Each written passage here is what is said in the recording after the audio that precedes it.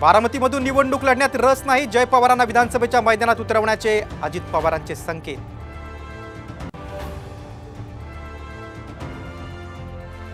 विधानसभेच्या प्रचाराची धुरा उद्धव ठाकरेंच्याच खांद्यावर, काँग्रेस हायकमांडच्या राज्यातील नेत्यांना सूचना, सूत्रांची माहिती।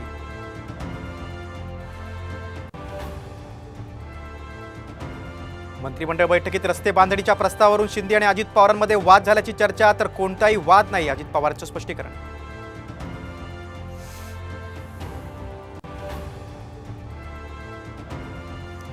अजित पवार शक्तीपीठ महामार्ग होऊ देणार नाही, कोल्हापुरात मंत्री हसन मुश्रीफांचं मोठं वक्तव्य।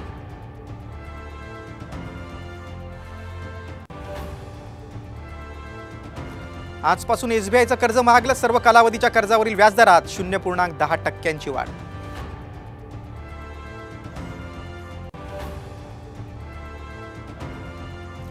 आणि साम टीव्हीचा मोठा इम्पॅक्ट, म्हाडाची बनावट वेबसाईट अखेर बंद, सायबर पोलिसांची कारवाई।